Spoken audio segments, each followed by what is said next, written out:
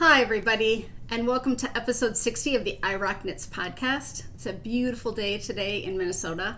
I have the window open just a little bit. It got a little warm in here once I set up the lights.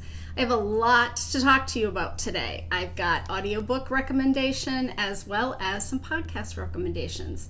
I've got a shawl and a sweater to talk about today, a ton of tips and tricks, a recipe, and then I have a really important Cori story to tell you today. It's kind of a bit of an announcement for me. I'm not trying to be, I'll tell you all about it. So that'll be at the end. I also will be giving away the prizes for the Knit Words as well as the giveaway from last podcast.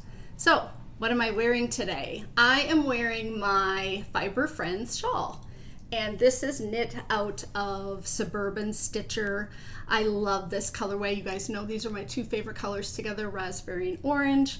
This is a narrow, long crescent with some sampling stitches in the different sections, so it's fun to knit. Two skeins of DK weight yarn and a point in the middle that tells you to weigh your skein to see if you're halfway.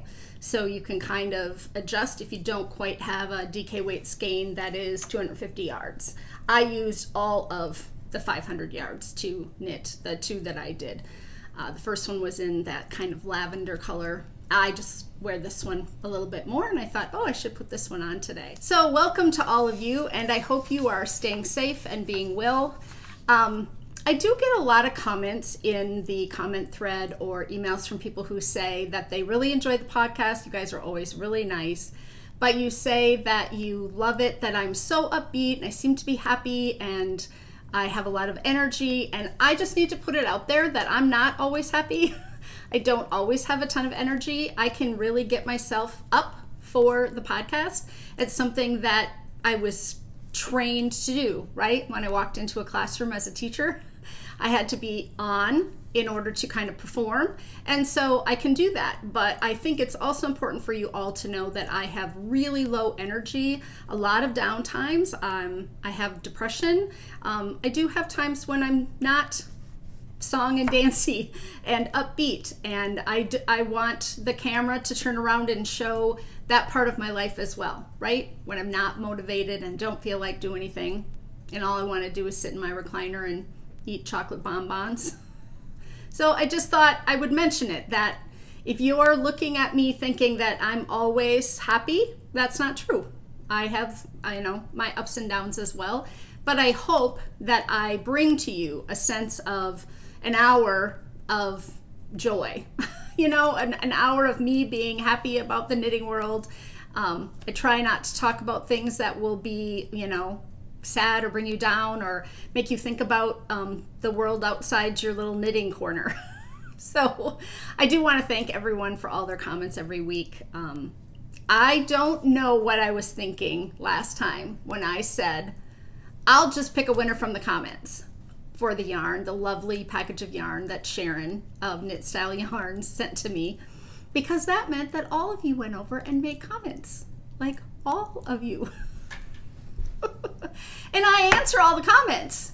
So had I been thinking, I would have done it in a different way, because some of you don't need to make comments every time, and it was not necessary. It was just an off-the-cuff thing I said, where I will just draw from the comments thinking, well, the people who normally comment, I'll just draw from them. And I ended up with a lot of extra work this week, but very enjoyable to meet some of you, to chat with some of you. I went back and forth with a number of you, you know who you are, where we had extended, lengthy conversations. I can be a bit of an oversharer. I often will try to find a connection with someone and then try to make that connection in a more meaningful way. And I tend to do that sometimes. So if you're feeling like my extrovert is impinging on any of your introvertedness via emails or comments, don't let me know. It is who I am.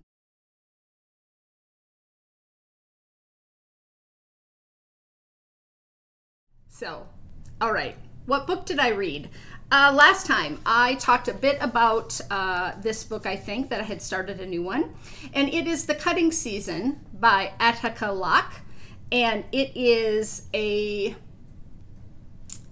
murder mystery, but not. It's kind of it's got some historical fiction. It takes place on a plantation where they are reenacting via a play, a form of dramatic presentation every day. So they have a cast of characters who come to the plantation every day to work and to do this, and then they have visitors that come through, and they, you know, there's of course a back history of things that happened at this plantation. I really enjoyed the listen. It was not a typical book that I've been reading lately with kind of the murder involved, but it wasn't like a police, cop, and detective murder mystery is what I'm trying to kind of get across here. It is 12 hours and 11 minutes. I listened to it on my Libby app. It came out in 2012. I think it came recommended to me from one of you or from someone. Yeah, I really liked it. There's a bit of romance. There's a child involved.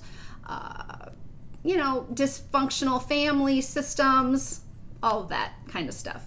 Yeah, I'd give it, you know, 3 or 4 out of 5 maybe. Thumbs up. I liked it.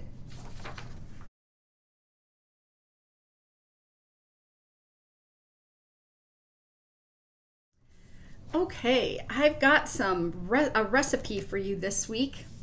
Kylie would be very pleased with me, my daughter, because this is her favorite. This is her birthday meal. This is the thing I make when she comes home. We all have those, you know, right? That one meal that you just tend to like. I don't know if it's nostalgic for her at all. But this comes from the Taste of Home magazine. I used to get it all the time. And you get these little recipes that you could cut out. And they would often do a cooking contest, and then the top 3 winners or whatever, the runner-ups, I would often make those things. And this is one of those. This is a put everything in the pan and saute it recipe. It is ham and vegetable linguini. You take a package of linguini and boil it. And then you saute or julienne all of the vegetables that you would like to use. So the recipe calls for vegetables, but then if I don't have them on hand, I sub something else in. So 1/2 pound of asparagus, 1/2 pound of mushrooms, a medium carrot, a medium zucchini, and then 2 cups of ham. Now, this would easily be made vegetarian by leaving out the ham, but not vegan because it also has a lot of cheese in it. Then you put that all, I start by sauteing like carrots first because they take longer, right? And then I will add the mushrooms and then the asparagus. I usually just cut the tips. I don't go all the way up the stem. And then I put in, and I saute that all in butter. You could absolutely use olive oil or ghee, a cup of whipping cream, 1/2 cup of Parmesan cheese, a teaspoon of dried basil, salt, pepper, and a dash of nutmeg. And the nutmeg makes it. So I usually buy the whipping cream to pour in there, but I have used 1/2 and 1/2, and I have used milk. And then I often will make a little roux to put in there. I think the heavy whipping cream the whipping cream is just a heavier, it sticks to the noodles a little bit better, but this is not a light dish necessarily. Oh, and it also has 1/2 cup of cheese. You just mix it all together. In Minnesota, we call it similar to a hot dish. You could do it in one skillet. Everything could go in together except for, doing your noodles. It's delicious. I will often add whatever cheese I have on hand. Parmesan is just great in it. Sometimes I put a little cornstarch in it. If it just seems, it is a little watery at the bottom. Like the cream will fall to the bottom. And if you want that to stick a little more, sometimes you have to, but with the Parmesan cheese, that will often stick on there. So it's an easy one. It's delicious. It makes me want to make it. We are not huge ham eaters at my house, but I cube it up and we love this. I mean, I don't mean not huge ham eaters, but we just don't have it all that often. I will buy usually 2 ham steaks or 2 of those thick cut hams. I have gone to the deli and asked them to just slice me 2 pieces of ham, probably, about this big around. Have you seen those? They have the edge. You have to cut off the edge on them, and then, yeah, So it's easy. During the day and you have a ton of vegetables in your freezer, you know, I have definitely used broccoli, summer squash, what else? I've used something. Anyway, so that's your recipe of the week this week.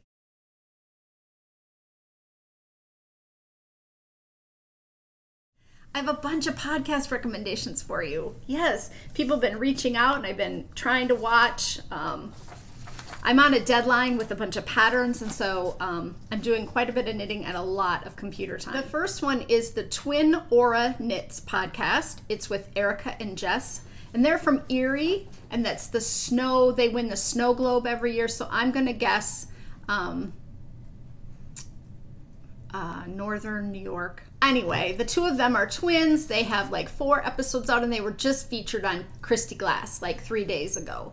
They were fairly new knitters, and now they've gone whole hog into knitting sweaters, and they're young and energetic and fun. So if you're looking for that kind of a podcast, give them a try. TwinAura. Then I started watching Michael in Chicago. He's a dancer, and he has got the Piece for Piece crafting podcast. I think he's on episode 4 as well. He's a great knitter. He loves Stephen West. He does a lot of the West Knits, Best Knits, and the shawls. He's a sock knitter. He's knit some sweaters. An excellent knitter. So you might want to give Michael a try, Piece for Piece. And then they have Ryoknits. That's Rhiannon, and she's from the Pacific Northwest. I assume that RYO is, you know, initials or her nickname or something like that. And I would recommend watching her as well if you're looking for some new things. Someone reached out and asked me to take a look at the Victoria Knits podcast, which I did, and I ended up watching a number of these because she takes you on hikes in Montana with her. She and her husband retired and moved to northwest Montana. I'm picturing it. Yeah, and she's got a ton of podcasts out there. She's been doing this for a long time and does not have a lot of followers and subscribers. So go take a look at that. If you like nature and hiking, she takes you to the mountains. She takes you on trips with her. She also talks about her knitting. I think they live in like a log cabin surrounded by wildlife and nature. It's really pretty, very stunning. And for me, having that kind of thing on in the background where I don't have to like watch and listen the whole time is really nice, because you can look at the beautiful scenery and then she'll stop and she'll show you some things. So go take a look at Victoria Knits. Her name is Victoria.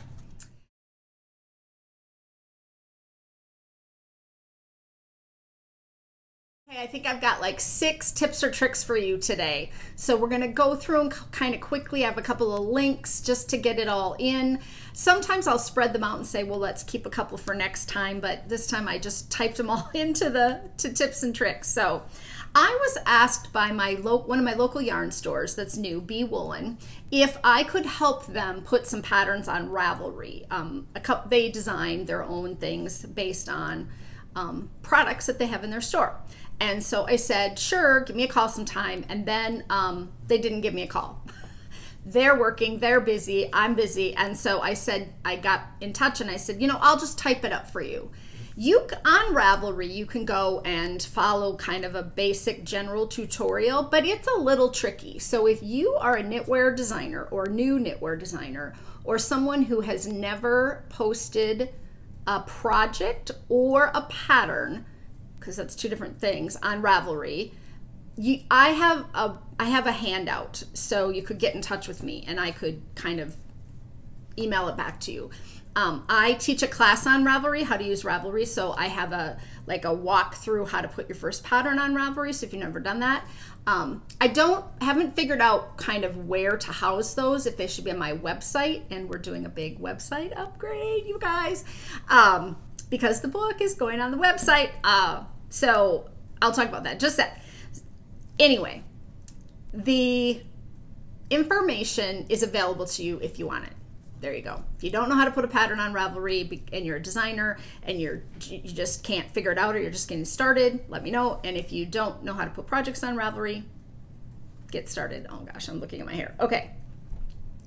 I'm having my hand surgery on December 9th, and I had to get my hair chopped all off because I said to my hairdresser, you have to do it with one hand today because this is my dominant hand, so I need to be able to like go like this with my left hand and then it be done, like just dry it. My hair holds a lot of water, so even though it's short, it takes a while to dry. So I usually do this with the hair dryer. So he was really funny, and so he scrunched and scrunched, and then he blow dry with one hand, and it was cute. But I got my hair really short, but I'm going to be laid up, and I have more to talk about on that. And I'm just noticing right now, whoo, I gotta, yeah, it's not shorter than it used to be, just for recently.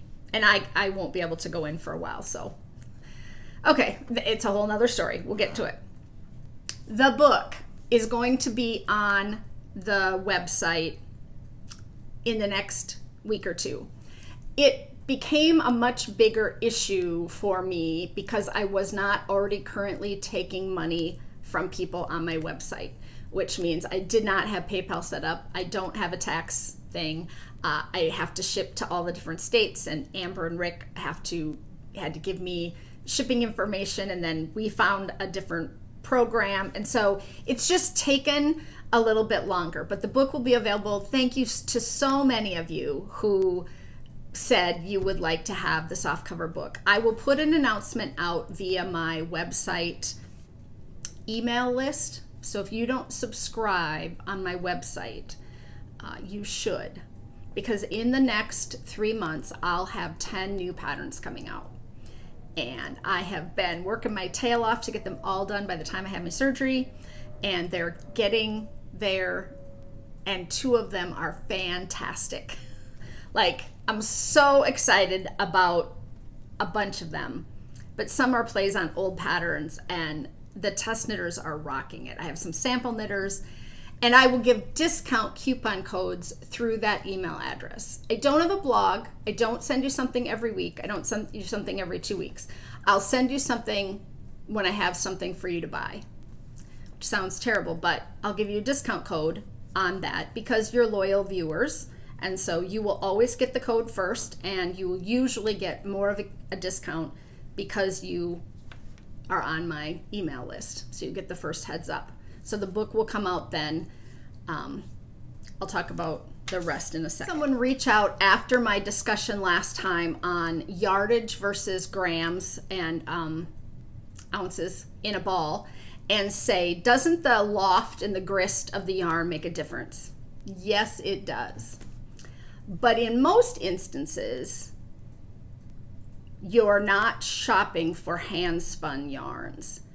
And the yarns that make the biggest difference are really well labeled. Like Brooklyn Tweed has that unspun kind of yarn that will just pull apart. That makes a huge difference in yardage and grams and weight, as well as Icelandic wool. So I didn't really include that in my discussion.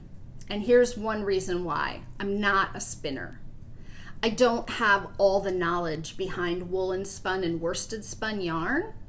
If you're a spinner, you're gonna know a lot more than I do about grist and loft and those words that I can't really even define. So I didn't speak to it because I don't know enough about it, so I'm not an expert. But I also had someone reach out and say, hey, I don't know how to do the equation. And I was just like, why would I not have shared that? Every single time I have to do the equation, I have to call my daughter. No, I'm just kidding, not anymore. But used to have to call her because when she was in high school and I was figuring out yards and over grams, I would say to her, Kylie, tell me that little thing again. Now I have it written down. And here's what she always used to say: cross multiplied and divide by the lonely guy. And that's all I needed to remember. So here's your little equation. You have 220 yards in your skein, standard worsted weight, 100 grams, the ball weighs. You have 30 grams left over. How many yards do you have? Cross multiply and divide by the lonely guy, by the X, okay? So you divide on this side. So you take the two numbers, or you can just divide 220 by 100 and get 2.2 and take 2.2 times 30, 66. Okay, you have 66 yards left. So cross multiply and divide by the lonely guy. That's what I have to remember, because then when I set it up, I know how to set it up because I know that the yardage goes on top and I divide it by how many grams. And then you just do the little equation. It does look like algebra, and some of you have just shut down because you have PTSD about high school math, right? Like, I get it. I'm an English teacher. But I'm looking at this today. I should be looking over here. But that's how you do it. Also, you can Google it. How do I figure out how many yards I have left of a skein of yarn? And there are a bunch of blog posts out there where people tell you how. And then just find one you like and print it out and then keep it in a folder or somewhere, pin it on your bulletin board or whatever, and then you'll always have it. Because for the first few times I did it, I just couldn't get the setup right for myself. I just couldn't figure out how to do it. And now I've been doing it for years and I do it so often that it just is common knowledge. But literally I didn't know. I couldn't do it. I didn't know how to do it. And I honestly, I asked my husband, and he would come in and he'd say, Cori, this is like basic math. And I'd say, yeah, not so much. And you math people out there can just hold your mighty lofty brains over mine. I can tell you where a comma goes. Okay. Here's something I found that I think is also important about that conversation. How tight you knit will affect how much yarn you use. Okay? So if a gauge is loftier, you're going to use more yarn. If the gauge is more open and you're providing more holes in it and more air and space between the stitches, you're going to use a lot more yarn up than if you're knitting tighter. So you that knit tight are almost always going to have to buy extra yarn, because you're probably also going up needle sizes in order to get the gauge, which just happened with a test knitter of mine, which is fine. It never matters what size needle you use unless you hate the fabric that you're getting, and that's your personal choice. Never ever matters. A podcaster should never have to tell you what needle they used on a project. Other than that, you might need a place to start at, like, well, where should I start? On a 4 or 6, right? To see where I'm going to get gauge. That's why the pattern gives you that number, so you have somewhere to start. But it doesn't mean that that's what you have to use. So I also found a really great article about needle material affecting your gauge. So when we were working with this test knitter about having to go up 3 needle sizes in order to get gauge for a project she's knitting for me, and I think I knitted on a 6 and she's on a 9. She was going to do it on an 8.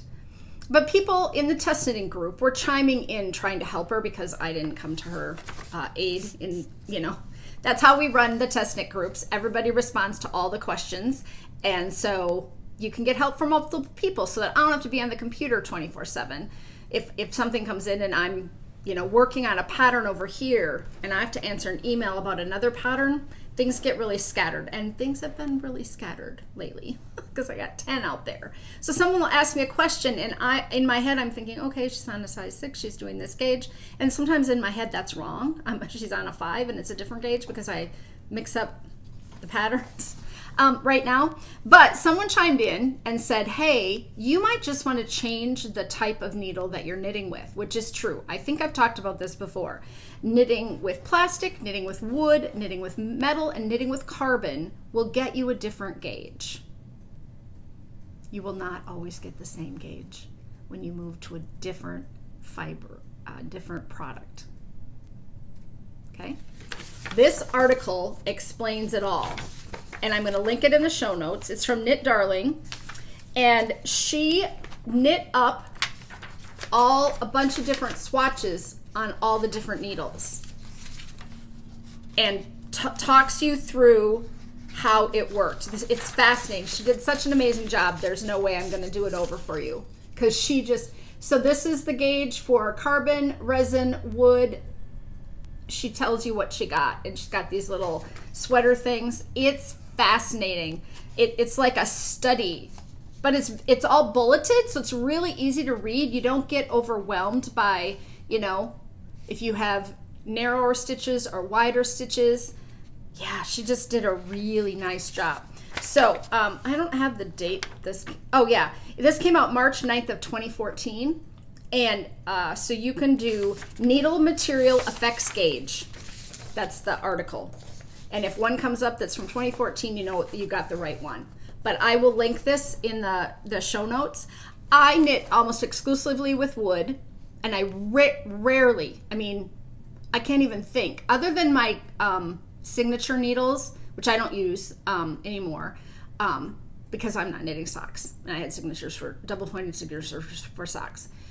But I know my gauge, and I'm consistent with my gauge because I'm always using the same kind of needle, and I'm designing, so I can get my gauge on a wooden needle. But that doesn't mean you will get the gauge at the same needle size that I'm doing. So there's your tip on that, okay? And another thing I saw while I was out there, people who have to shove their stitches up the needle in order to knit, you know, and you have to kind of push them up and everything falls off occasionally. Another way to make your knitting a little bit easier is to put a different size needle on the left-hand needle. So if you have an interchangeable set and you're knitting on an 8, you can put a 7 or a 6 on your left-hand needle because the stitches are always going on to the 8, knitting in the round, not knitting flat because then you got to use both ends. But if you're knitting in the round, and they will slide on easier, and things just seem to work a little better for some people to have that needle be a little bit smaller, and it doesn't affect when you come around, you're still pushing on to the size 8, so the stitches aren't going to get too small when they go on to the 7, they're just hanging out there. So that's another tip or trick. I mean, there's tons of tips and tricks out there to help you kind of achieve gauge and be able to use the yardage numbers that someone provides because you're getting the correct gauge. Okay, that was a lot. I'm not sure I did a good job at any of it. Oh well, I'll watch it back and I'll edit. I'll edit a lot if I have to.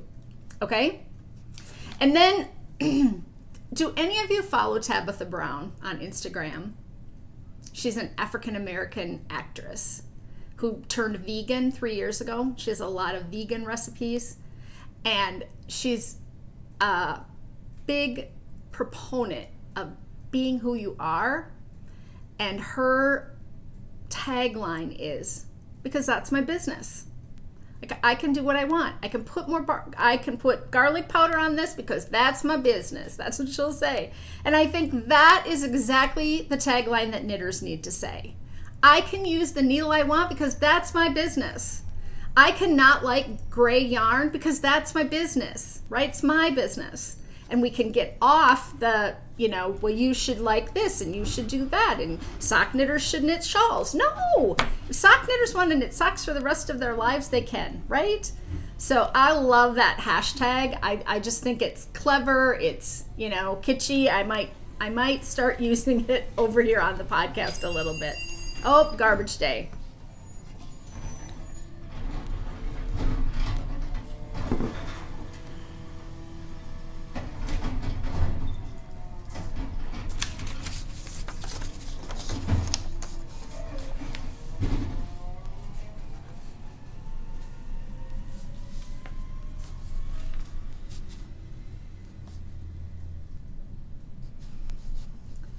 Okay, one more amazing article. Mystery yarns and measuring yardage. How many yards of this yarn do I have? Especially if I don't have the tag or I don't know what the yarn is, because I think that is also very common. And there are ways to kind of guesstimate, and you can kind of hold that yarn up to other yarns you have, and you can do the stitches per inch, wraps per inch, not stitches, wraps per inch around a ruler and see how many fit in an inch. And you know, there are ways to kind of guess and estimate that kind of stuff, but there's also an amazing 2-part article that you all really want. Okay, so this is the article, Mystery Yarns and Measuring Gauges, or How Many Yards Do I Have in This Yard? Came out in March 29th of 2018. Okay, part 1.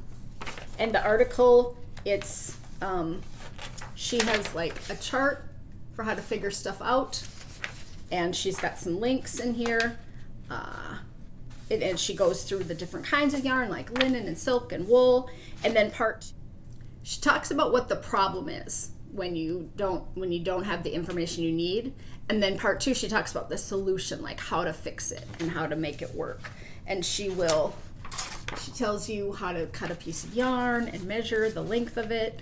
And she tells you about the ball band and how to take a look at that, and whether or not you actually need a yarn scale. And she goes through all different kinds of yarn. It's the research that people have done. If you're not looking at it, you'll never learn. You gotta look and read at some of this stuff, because people are phenomenally smart about knitting things. I could not have written this article. It's just really, really well done. So I will also link that in the show notes. And I know I keep saying I'll put it in the show notes, but I also put everything in the drop-down link underneath this podcast. It's in the description of the podcast. You just click and everything should come up down there. So if you're on an iPad or a phone, you could also get it from there. It's also in the Ravelry group, and you can also email me and I'll send you the links. So you can get it in multiple ways. I know it's kind of a pain to go and look sometimes, because you got to stop the podcast or you got to write yourself a note to remember to do it. But I also don't feel like I can just share someone else's work as if it's my own, right? And just talk about it and go through this whole article with you and act like I did all this work, because I didn't, right? So ask me questions. If I can flippantly speak off my head, I will absolutely do that. But if I find good resources, then I'm also going to share. Let's do the shawl of the week. Beginner shawl, first shawl, introductory shawl, beginner lace.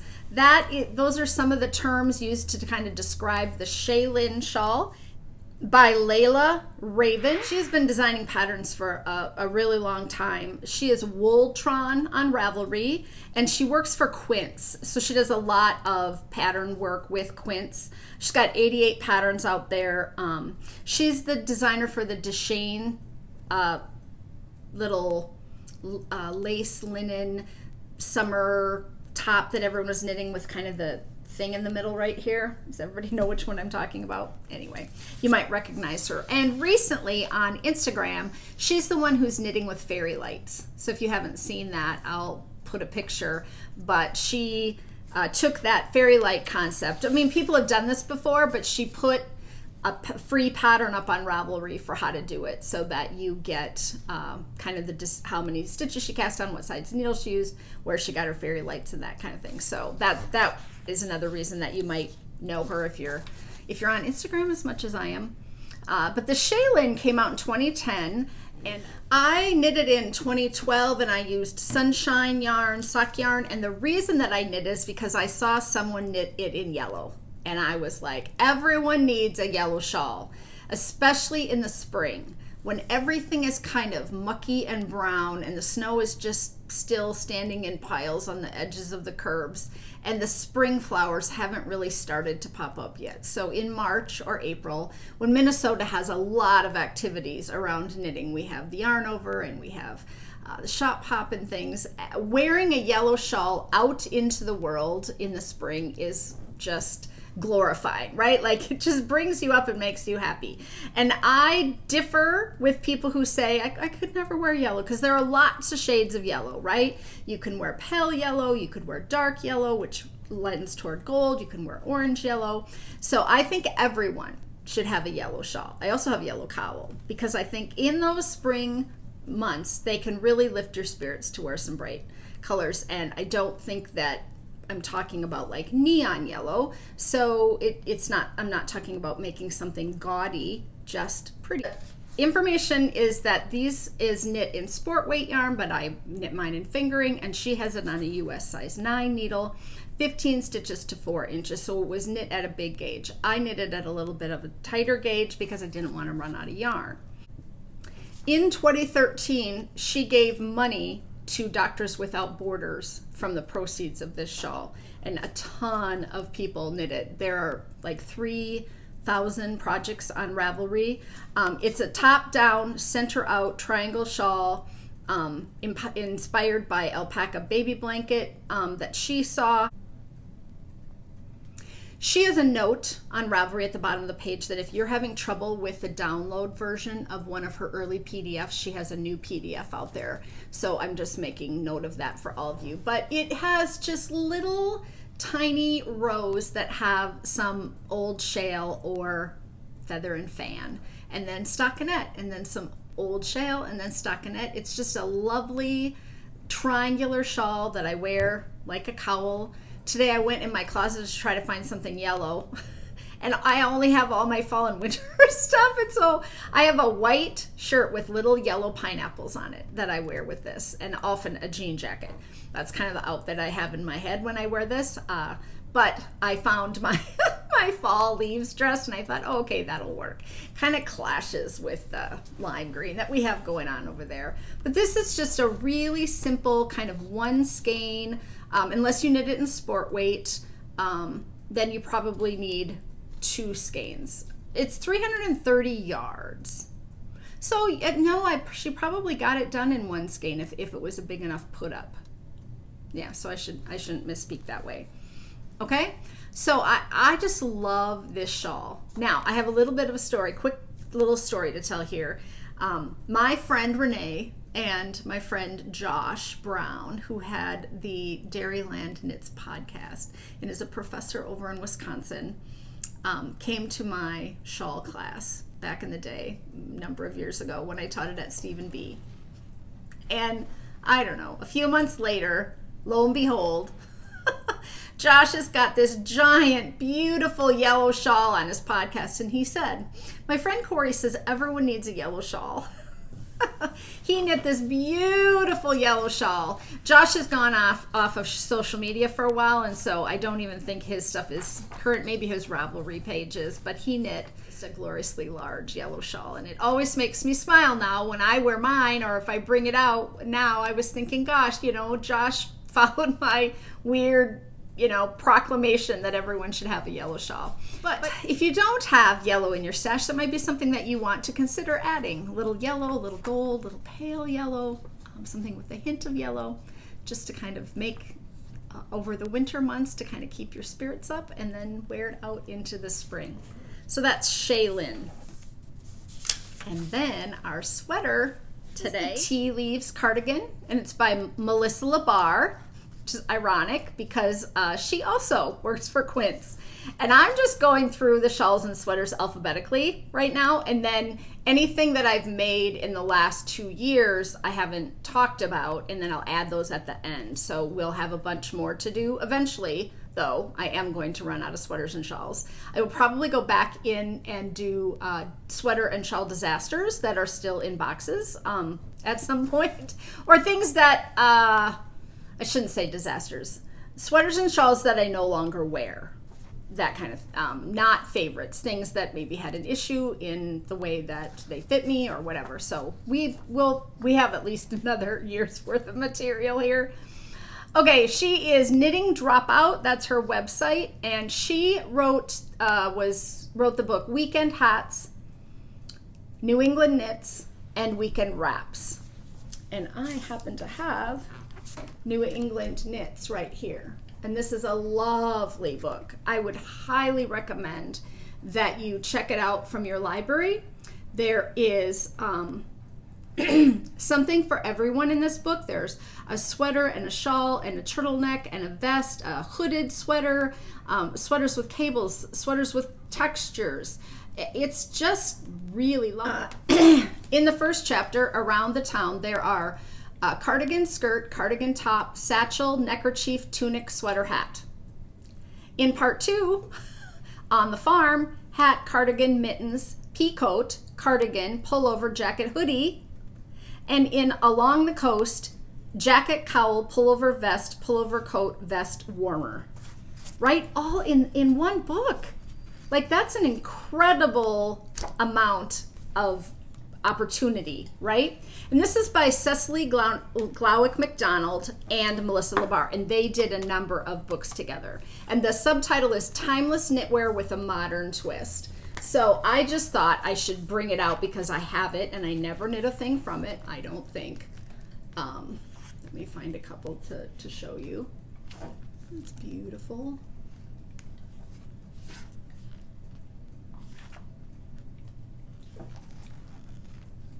I mean, yeah, there's just lovely, lovely patterns in here. This is a really interesting concept. You button up the front with a placket. I don't know that I'd ever knit that, but that's really cool. I mean, that's innovative thinking, and I love that. I love when people, oh, this one has a glorious neckline. Yeah, so anyway, if you have not seen this book, and some of you probably own it too and have never knit out of it, so I'm going to look at a hat pattern for this winter out of that. But the Tea Leaves Cardigan is, I'm sure, probably one of her most popular patterns ever. There are 2,600 projects, but she also did it in a baby and child size, and that has thousands of projects as well. So this came out in 2009. It's a worsted weight. I think I knit mine in DK. 20 stitches to 4 inches. Pattern came out in 2009, but I didn't knit it till 2016, and it is written on Ravelry as worsted weight, but the yarns are listed as Madeline Tosh, DK, Merino, and Vintage. So any of those that you can get gauge. I used 4 skeins.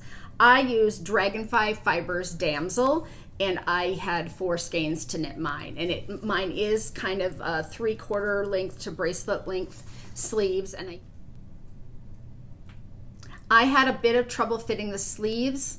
Mine were a little tight, so in my notes I have that I added extra stitches under the arms. It has a ruching at the top, so I will put a close-up picture so that you can see. You double your stitches by you know, knit front back or increase, make one, a reverse thumb loop. And you double stitches and then you knit like 4 or 5 rows, and then you reduce them back down by about half. And then you double your stitches, so you get these little ruched, beautiful ruched yoke around the top, which is really pretty in tonal yarn or a non-variegated yarn. Mine shows up better than at a distance, but it is hidden a bit by the variegation. I just love this kind of watermelon raspberry colorway with the lime green. I did not make buttonholes on mine, and I did sew it shut. So there would be a little tie right here, and I sewed it shut further down to my bust point because I think it was pulling open, because my bust and my belly can make things stretch a little bit, especially right now. Just funny, but not funny, right? So I'm not exercising. So yeah, I just stitched it down a little bit further. I wear this a lot in the spring. It's lighter weight, it's not heavy, it's a really fun knit. I highly recommend it for babies. I knit one for a niece a few years ago for a Christmas present or a baby gift. I think I did it in like a pale pink. Yeah, so highly recommend both patterns today. They're kind of like my go-to kind of knitting for like knitting group, where I am in conversation with other people, but there's a lot of stockinette going on and not a lot of other stuff, right? Both of them would just be some TV watching, taking with you to go somewhere where you're going to be actively, nobody's going anywhere. That is the Tea Leaves Cardigan. So we've got a shawl and a sweater for this week. This section is where I just jabber at you, have a few things to tell you about. The book, I already kind of, the book I already touched on, and that's in this section, but look for it to be available. It will have a price point of approximately $18 to $22, and then you'll pay for shipping. The international shipping is really hard. We're working on that. We're trying to figure that out, but I've already kind of chatted about that here. I have a friend, an acquaintance, but a friend. Like if I went to town, I'd call her up. I met her through a knitting event, and she's a new knitting designer in the last year or two. And she doesn't have a huge following. And this weekend she was trying to get to 1,000 subscribers, people following her on Instagram. And so I reposted her picture and said, hey, go follow Shayna. So if you are on Instagram and you don't already follow Shayna Lines_designs, will you please go do that? There's no reason that more people aren't following Shayna. She's darling. She's got a little boy, single child, kind of like me. Although mine's grown now. But yeah, I just thought I should mention that because she's looking for some more followers, and you guys are often looking for new designs, right? So yeah, I have a favor. Can you help me out? This is the Can You Help Me Out section. My mother-in-law, May, M-A-E, is in the nursing home in Lake City. About a week and a half ago, her roommate came down with COVID, and so they moved her out of May's room and down the hall into quarantine, and they had only had COVID on one of the other hallways. There's 2 hallways. She's in a fairly small nursing home attached to the hospital. But in the last week, May has come down with COVID, but she has no symptoms. So she has been locked in her room. She cannot leave her room, and her roommate is gone. And although her roommate wasn't completely there mentally, my mother-in-law is a talker and is very lonely because she used to go to all the activities. Mentally, she's completely together. She plays bingo and she would do all the things. And I'm wondering if any of you would be willing to write to her. Because they bring her meals and drop them at the door, and no one has time. The staff all have COVID. I think they said they have 65 staff out in the hospital and at the nursing home. And so she is a letter writer. May is a letter writer, and she's a reader. She reads the paper from end to end. So I thought, if there are any of you out there who are letter writers and would be willing to write her and tell her who you are and where you live. She just got the copy of my book in the mail. I sent one to her and she loves it, and she's trying to show it to anyone who will look, and no one has time. And I just feel like there are lots of people in this situation, but I have all of you to ask if you would be willing to put a card in the mail and just tell her hello. If you are willing, will you send me a note, just message me on Instagram or an email at irocknits@gmail.com, and I will send you her address. It will go to the nursing home, and so if it becomes like, I feel like, too many people are going to send them, then I'll just say, could you wait until, December 1st or whatever, a week from now. Just so that I don't want to make more work for the staff at all, but that you could also send them to me and I could send them on or put them in a bundle together for my brother-in-law to drop off, so that we could send them to his house too. He lives 2 blocks away. She lives just up the hill from the river where Lake Pepin is in Minnesota, where the river comes down along the border between Minnesota and Wisconsin, then it goes out, and the barge, it's beautiful and glorious, and she can't go outside her room. She has a tiny little TV, and I just feel bad for her. We call every day, and she says, keep calling. And I say, I love you, and she says, I love you too. So it's just really hard. She has no symptoms, no cough, no fever. Her legs ache. She says at night her legs ache, and she thinks that's her symptom. But she has leg problems. She is in a wheelchair. Physically, she's a little more challenged, but mentally, she is 91 and does the word find. She loves a word find. And she loves getting mail, and she writes to everyone, and she sends cards to, people all over. I always am buying her, box of cards or stationery and giving her stamps. She said she's been very tired. She's been sleeping, but I don't, I just don't think she's going to get this, full-blown thing that everyone else has. It's Monday now, and she was tested last Wednesday and tested positive, and her roommate had tested positive the week before that. So she would have it by now, and she would be, I think, would be very sick if she was going to get a strain that was kind of the worst one. But so I asked my husband, and I said, what do you think? And he's like, I think that would be great, Or if you don't want to do that for her, maybe just drop off a card or mail it to your local nursing home, because those people are, you know, locked in rooms. So I think we just need to hold them close. All right. Okay, everybody take out their phones and everybody turn to the Instagram page in your phone, because we're going to check the Ryoknits hashtag.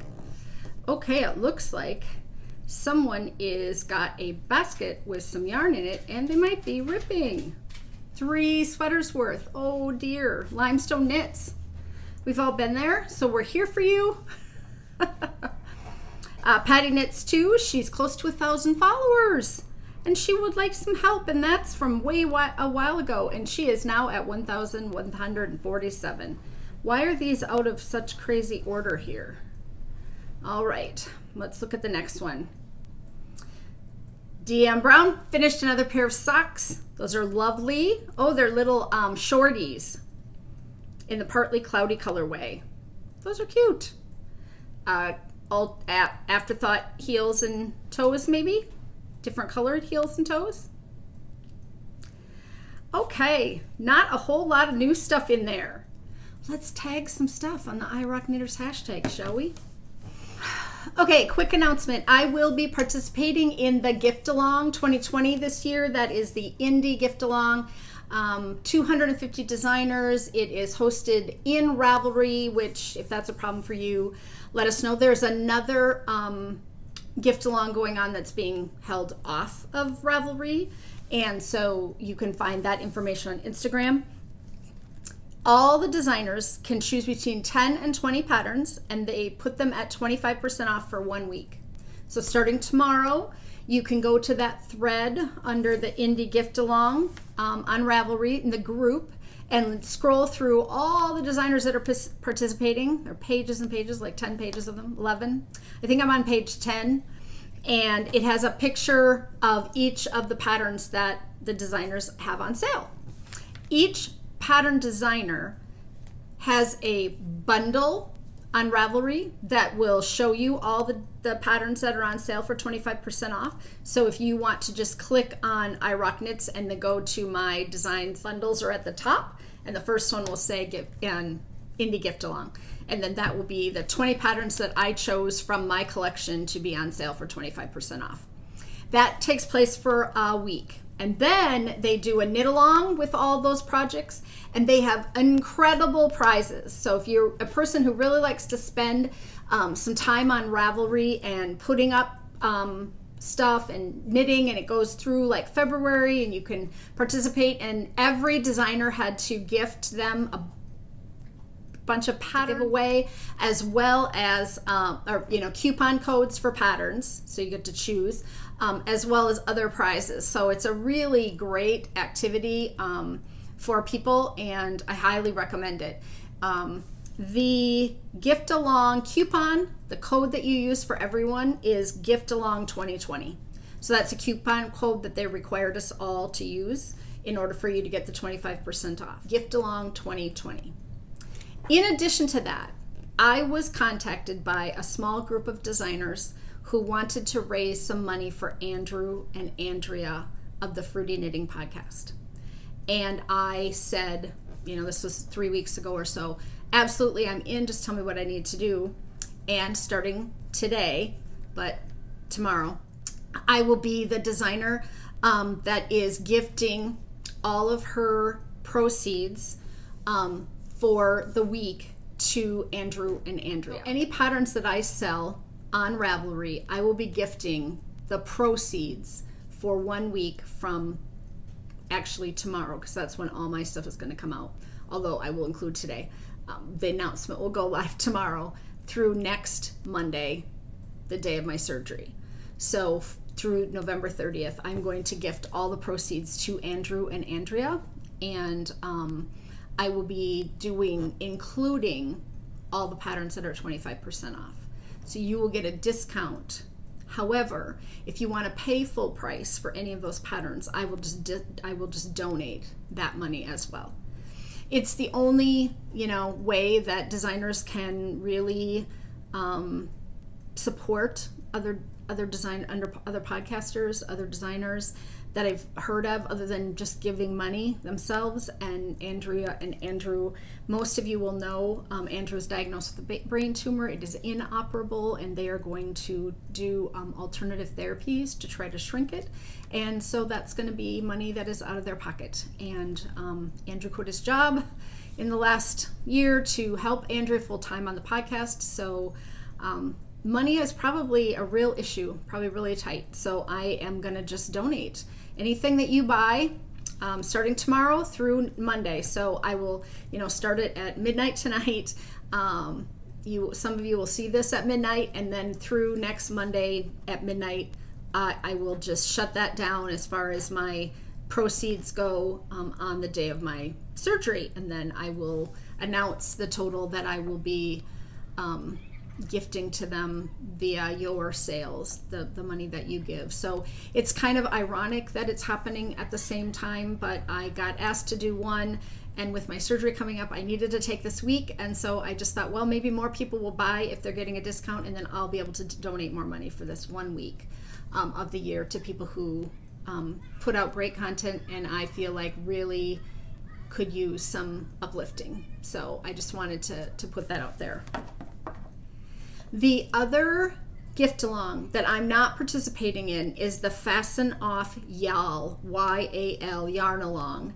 And you can follow that information on Instagram. It has a bunch of designers, and it's all being hosted off of Ravelry. So they're doing an entirely separate gift along. And the only reason that I didn't participate is because you have to have discountable patterns available that aren't on Ravelry. And I don't have my discountable patterns up on my website yet.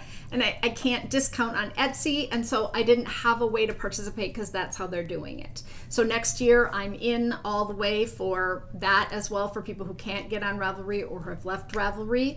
But I couldn't participate with the parameters that they set up this year. And I did get in touch with them and tell them, that I would have been happy to participate. So that's Fasten Off Yawl, Y-A-L. They're doing an entire gift along off of the Ravelry platform so people can participate. So I just wanted to put that out there as well, that you could also get involved or find some cheaper patterns that way as well. Okay, let's do the winners of the giveaways so that then we can just have Cori stories at the end, okay?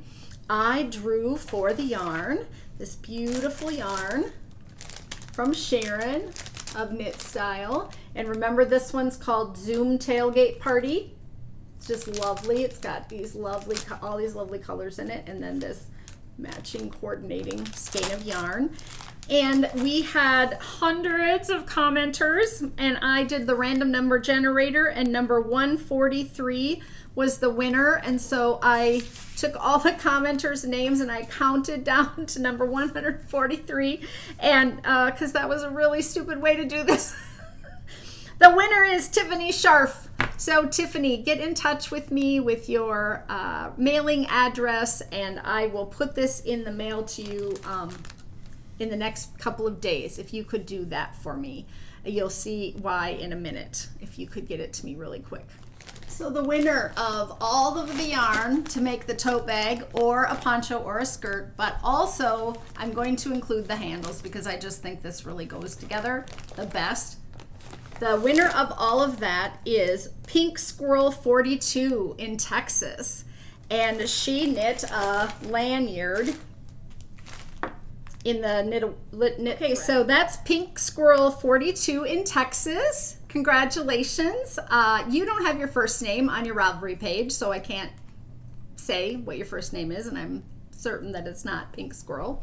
But she knit a lanyard in pink and brown or pink and black, and it's lovely. So I will get that all in the mail to you if you could give me your address in Texas. And then I have the flannel for the mittens, which is so cute, to line a pair of mittens with this lovely flannel. That's going out to Piece 65 LOL. That is Irene in Canada. So Irene, I will put this in the mail to you. Minnie's Wonderland gradient set in the color Morph. If yellow to lime shadow in Mad Hatter is going out to Erin Marks, who knit the beautiful tote bag I showed last time. So that's going out to Erin. And then the last prize was 10 patterns from me. So any 10 patterns in my collection, which I have 10 new ones coming out. So if you want to wait for any of those, you could, because I think I have 44 or something on Ravelry, and then I'll have 54 for you to choose from. And that is going to Nancy Mi'kmaq, MCMA, Nancy Mi'kmaq, and she's in Canada. So she was number 8. The numbers I chose were 2, 8, 13, and 12, it looks like. No one ever gets number 2, right? So that was kind of exciting. So there we go. I have the handles and the yarn and the flannel and the patterns and the minis to give away, and I'll get that all mailed out to everyone. I have to show you guys a skirt that she knit.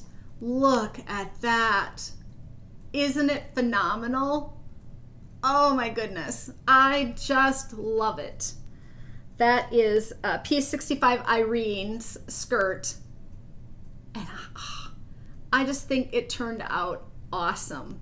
It is so great. She doesn't have the elastic yet to put through the waistband, but her colors are just so spot on for me. So thank you all so much for participating in that.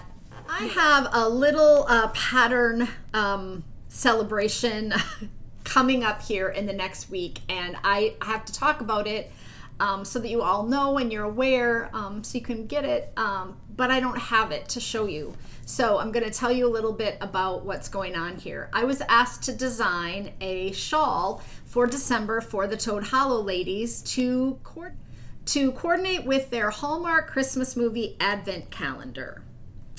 And so they sent me last year's Advent calendar, which was beautiful and highly variegated with lots of colors in it, and I designed a shawl. And the shawl is going to be called A Very Merry Mix-Up, because that's the Hallmark movie that I watched, and I want you to be able to use all your own minis for this if you did not or could not afford an Advent calendar, or you have just a bunch of leftover minis from using sock weight yarn. This particular shawl will take 24 minis, and I had it knit up by my sample knitter.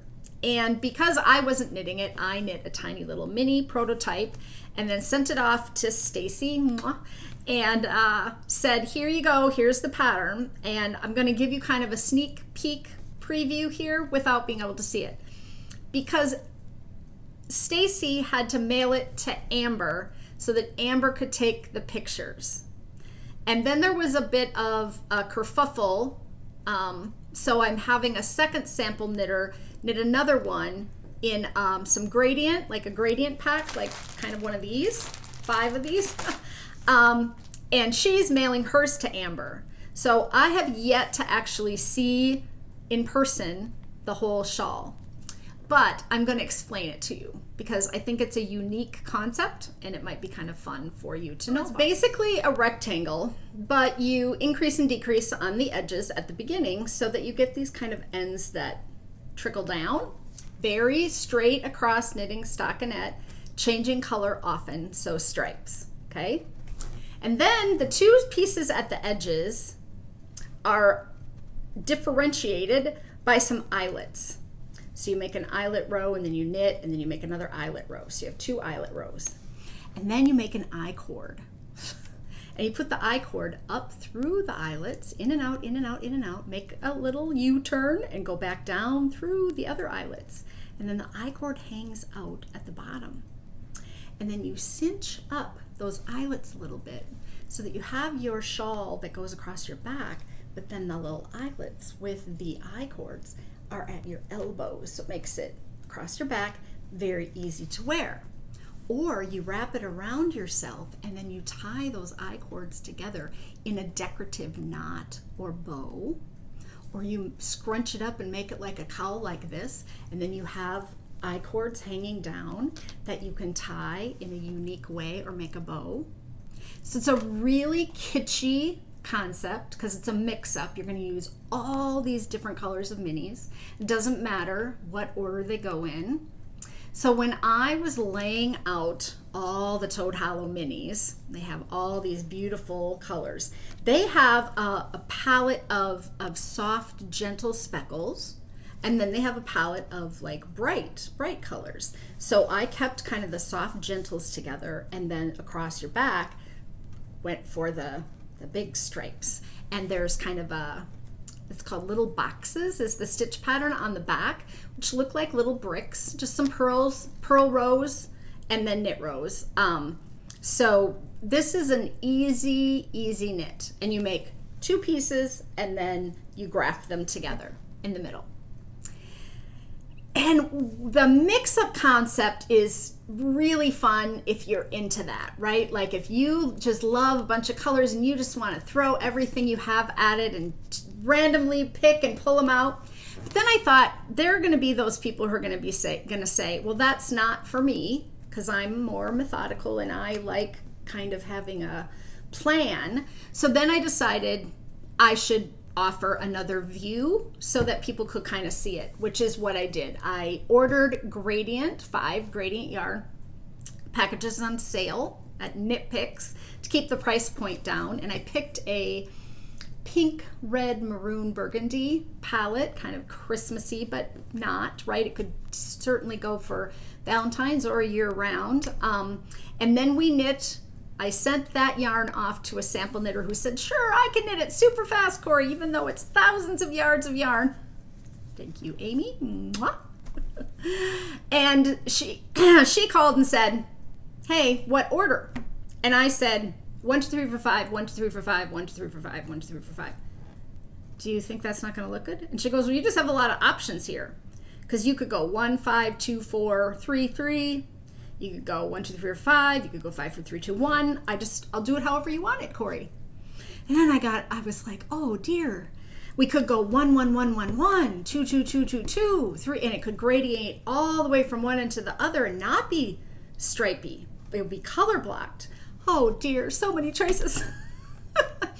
So we decided to go with the 1, 2, 3, 4, 5, 1, 2, 3, 4, 5 to just kind of have this rhythm that would go throughout, and then to make the I cords in the darker color and to go through it. The I cord is certainly optional, but if you like knitting on the bias where things kind of make a diagonal, but you don't have to do a whole lot of work other than decrease on one side and increase on the other and do a lot of stockinette and just change colors all the way through, then this might be for you.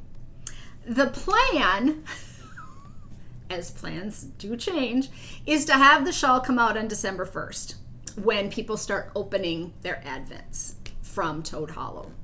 But I think a lot of people will buy this pattern or will like this pattern because it's going to be an easy knit over the holidays where you can just sit down and basically, stockinette for 12 stripes and then do the little boxes pattern for 12 stripes.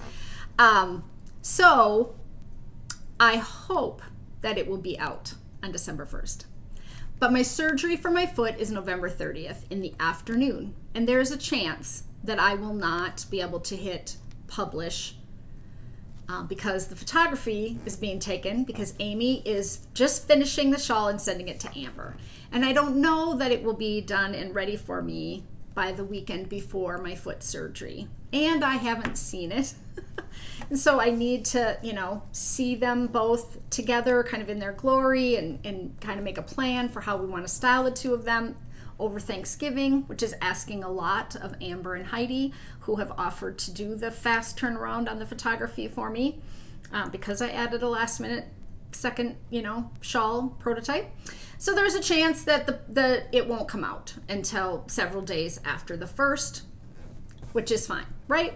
Like if you're getting an advent from Toad Hollow, and a lot of you that watch me watch them, you could wait a couple of days, right, when you're opening your advent, and then decide maybe have more of a decision for the order that you wanted your minis from this advent to go in, because you can use them in the order that you unwrap them, but you could wait 5 days and then kind of coordinate things. You could wait until the end of the month and coordinate them all if you're not a mix-up person. But I just wanted to tell you what the plan was and what it's going to look like.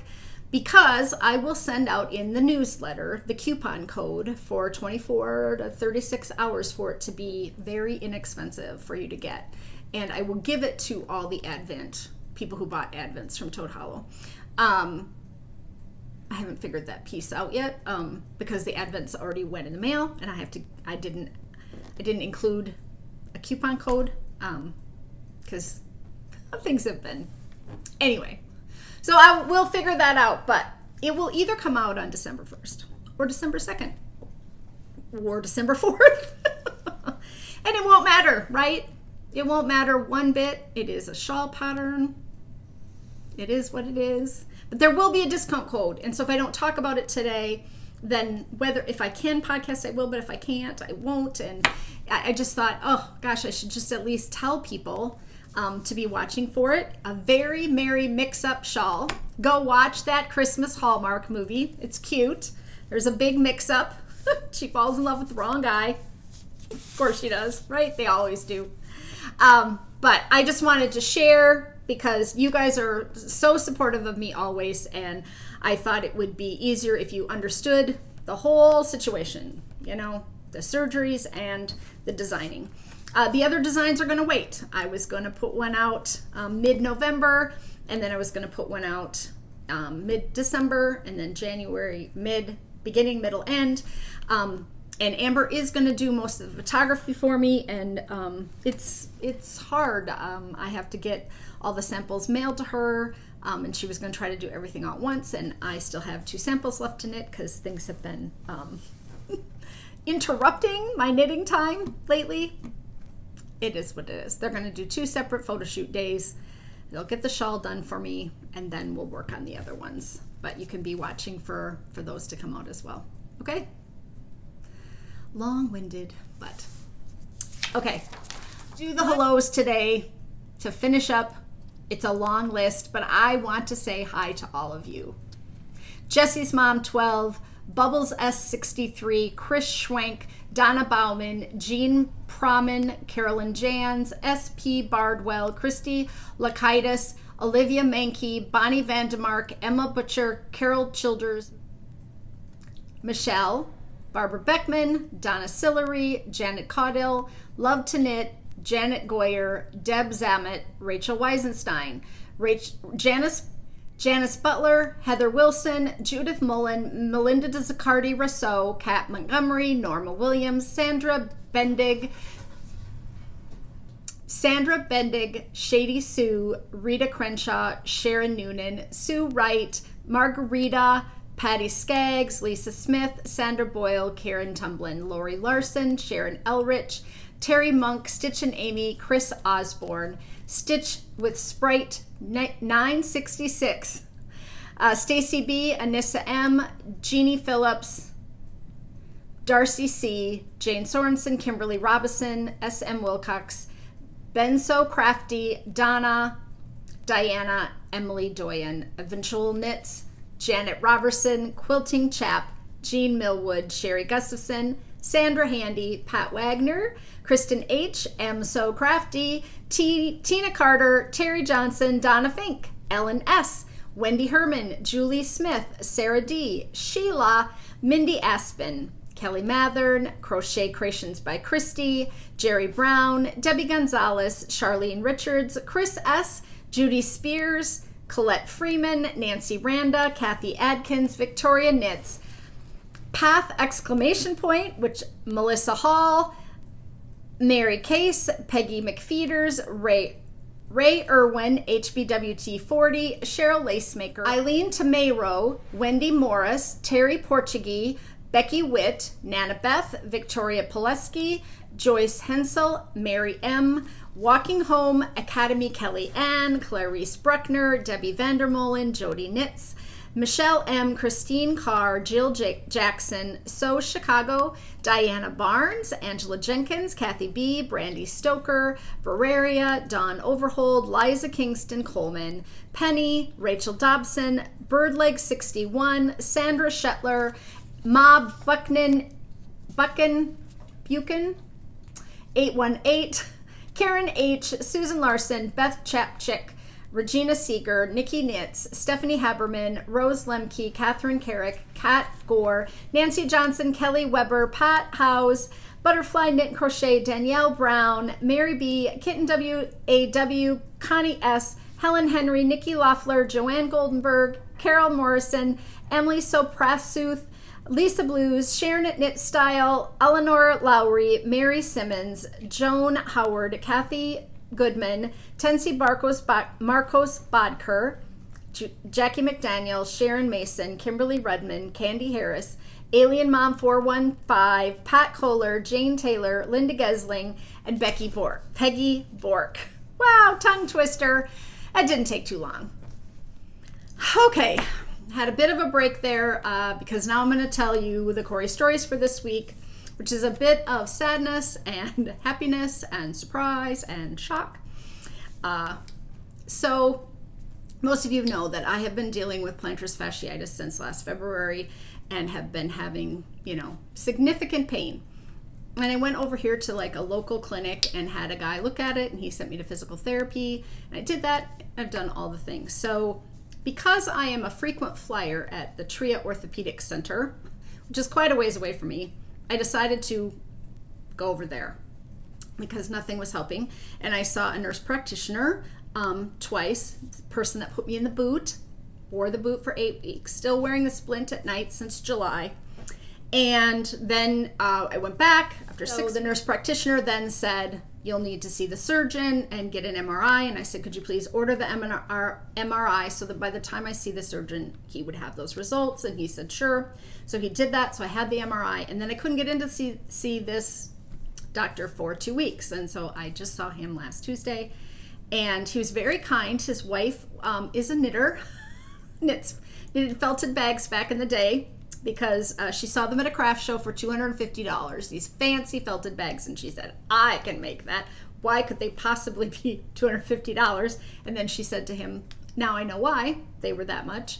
And then she's also a quilter, so she really took off in the quilting, and he bought her a long arm quilter, and we had about a 5-minute conversation about personal things as opposed to just talking about my foot, which is sometimes kind of nice, because right now it's in and out with a mask on, right? And so he's a very, very kind man and very knowledgeable. And he said, quit throwing money at this problem. It's not going to get better. You have a significant amount of inflammation shown on the MRI. It must really hurt. And I said, it does. And he said, you have a tear. You need to have surgery. And you don't have to have it. I do about 6 of these a year, but you are hypermobile, which I know. I can touch my thumbs to my wrist, my elbows go backwards. I've known that all my life, and that is also one of the common things that they find with fibromyalgia patients, is that people who are hypermobile and have very mobile joints get this pain and inflammation. And he said, this will not kill you.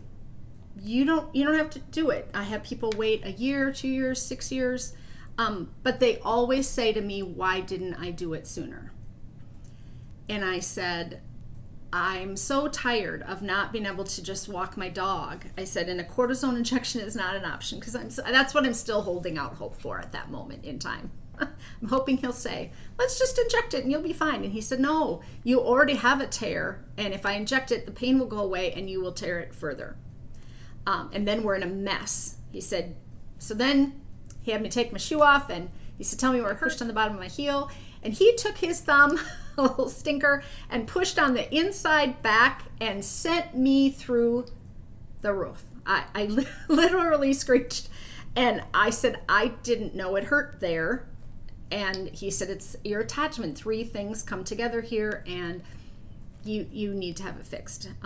But, I can tell that you're a little overwhelmed. I think I was just like in shock, because it just never entered my mind that would be what I needed to have done. I mean, it should have, but I have hand surgery scheduled, right? So I looked at him and I said, I have a hand surgery scheduled for December 9th, but right now the foot hurts like a 7 or an 8, and the hand hurts like a 5 or a 6. So could you do the surgery before the end of the year? Because I've already met my deductible, and you know, the surgery is between $5,000 and $10,000, right? If you have to pay your deductible, depending on your insurance. And he said, no, I think I'm booked. And he said, but go see my scheduler. This morning she said that we had an opening on December 17th. So go see my scheduler. And I tried to call Ross, and he was on a conference call and didn't get back to me. And so I drove home. And then I said to Ross, you know, I have to have surgery. And so I called the scheduler, and just thinking if I could do the foot, I would do the foot, and then cancel the hand. And if I can't do the foot, then I'll do the hand and I'll wait for the foot. And so I left a message for the scheduler, and I said, you know, I'm just hoping, and I know everyone's trying to get their surgery before the end of the year, right? Every person. And he said to me, I thought that with COVID, I would be less busy, and I'm more busy now than I was, especially at the end of the year. So I left this message, and I didn't hear back from her the next day. So then the following day I called, and I said, I'm really sorry to bother you. I left a message again. Could you please, you know, let me know? Because I'm assuming he doesn't have any openings, but I might have to change some things around. And she called for Thursday last week. Doesn't matter what, I can't remember what day, because the days, right? And she said, hi, this is so-and-so. I'm, you know, the scheduler. And I said, yeah, you're the scheduler for Dr. Steves too, who did my knee replacement. And she says, yes, I recognized your last name. And I was like, of course you did. Because I have a back doctor there. I mean, you know, I have a shoulder doctor there. It's crazy, but, and she says, Dr. Mizuka has an opening on Monday, November 30th you can have your foot surgery. And I was like, that's a week from today, folks. And so I took my phone and I hobbled up the stairs, and I knocked on the door, and I said, Ross, I can have my surgery. He said, take it. We'll talk. Take it. So I said, okay, I'll take it. And she said, okay, this is the information. And I said, can I get everything done? Like, I have to have a physical and a COVID test, and it's Thanksgiving week. And she said, well, we got to figure that out, you know, but I'm looking at this stuff. And so then she says, okay, like tomorrow I have a physical, and Saturday I have a COVID test. So folks, I'm having my foot surgery on Monday. And then I called the hand doctor, the nurse, and I said, this is what's happening. Can I have both surgeries? And she says, you can. It's totally up to you. And I said, 9 days later, I can have surgery on my hand. I'll still have a boot on my foot. And she said, yes. And she said, I'm looking at your chart and, you know, all your stuff. And she said, we have done this before. And if you want to get it done in 2020 because of your insurance. And I thought, I'm home every day, not doing anything. My husband's here. He's working from home. He could help. I'll have my right dominant hand and my left foot both in some type of restrictive device for 5 days. No weight bearing on my left foot. So I said, I can't use crutches, and I will still have, yeah, she said, I'm looking. It looks like you have a doctor's appointment 7 days after your foot surgery, and then 14 days after. You won't get your stitches out until the 14th day, but you'll have your hand surgery on the 9th day. So you'll have a splint on that for 10 days. But it looks like you're coming in on the 14th, so we could probably do them both. You could have your both things, stitches out on both things, or your cast off on the 14th day. And then we could try to schedule your physical therapies on the same day. Okay, folks, I'm having both surgeries. I'm gonna be a little laid up here, and I don't know what will happen to the podcast or to my designs. Right now, I'm scrambling to get everything done, right? I had a crown scheduled for December 1st, so that's got to get canceled, but that's about it. And we're not going anywhere, and I can have both things done, and I can go into 2021 with my hands feeling better and my foot feeling better. And I can't fix my foot with more rest. He said, nothing is going to help this, so quit throwing money at it. And I don't want to leave it because I'm not exercising. I will try a knee scooter Although this hand is great, it's good. It's not perfect yet. It's not super strong, and this hand will be in a sling. And so I have, we talked about a wheelchair and whether or not that would fit in my home. And I think I could get down this little main hallway in a wheelchair.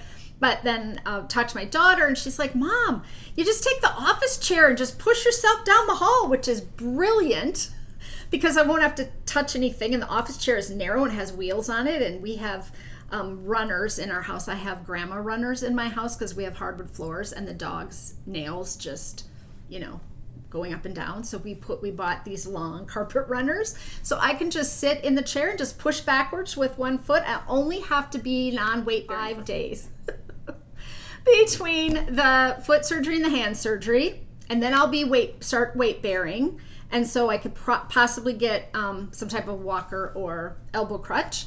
And they're willing to do it, and I will just lay in the recliner and be a vegetable for about 5 days, and sleep and try to just watch TV and not move too much. So it was a big change in everything we're doing.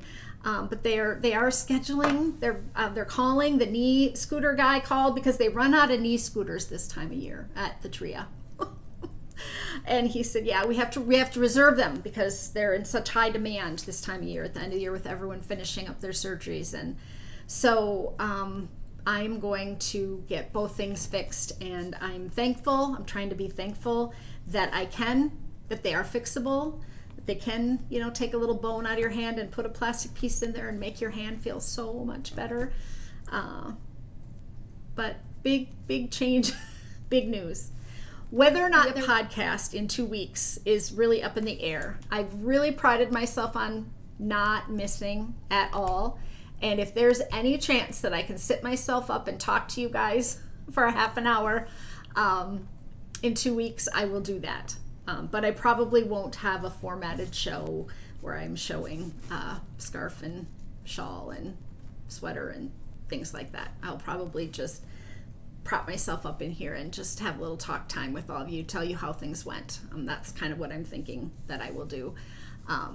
I probably won't answer comments on this podcast because tomorrow I'm doing the physical.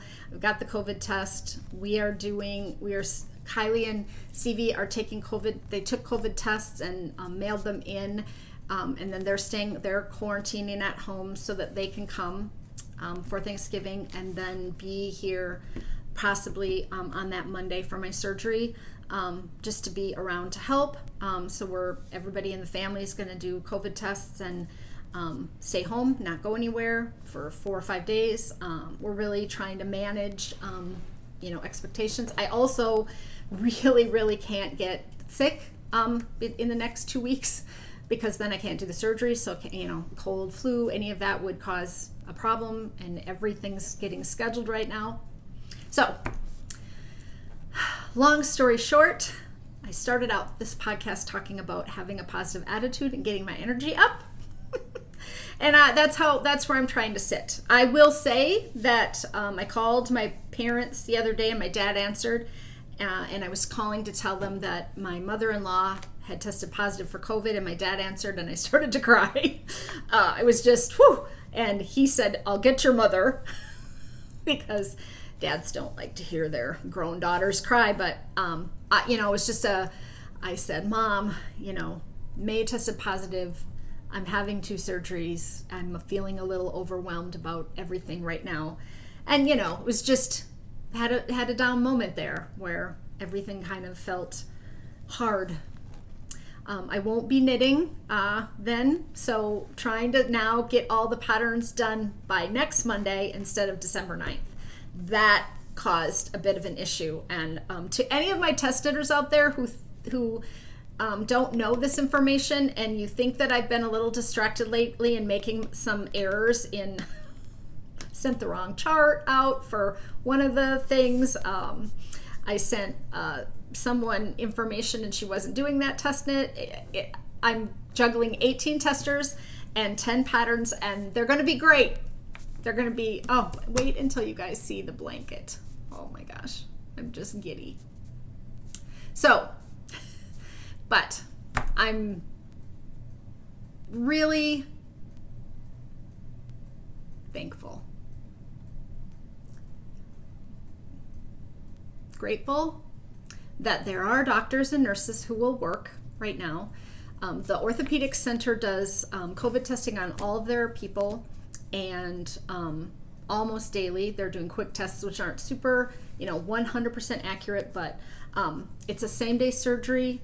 I will go in, I will be isolated, and then after I'm out of recovery, I will leave and go out the front door and come home. So I want to honor those people that are doing that kind of work for people like me, whose insurance companies won't care that it's December 31st, 2020. And if I wait, it's thousands of dollars. And I want my husband to retire, so I want to make some extra pattern money so that he gives up his stressful job, although it's much better now that he's not doing the commute. He would say, oh, Cori, it's, I like my job. Well, he does, but it's still very stressful. I would like him to do his passion, his car thing. And so anyway, I just wanted to let everyone know where I was at. It's not a very funny story this week. It's not very uplifting, and it won't make you laugh. Right before I sign off here today, I just want to say that last week after I did my goodbye and I turned the camera off, I looked down at the sheet of paper that says, waddle on, and I thought, that is kind of a great motto for 2020, right? Waddle on. We're all waddling a little bit more. Unless you've been really good about watching, what you're eating and you're exercising regularly. I think a lot of us are not eating probably the way we used to. So until next time, no green bananas, folks. All yellow all the time.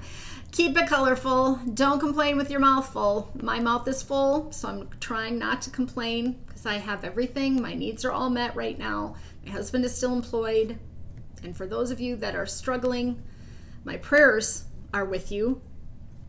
You will never regret ripping back. Keep your fork and keep it colorful. Bye. I love you all.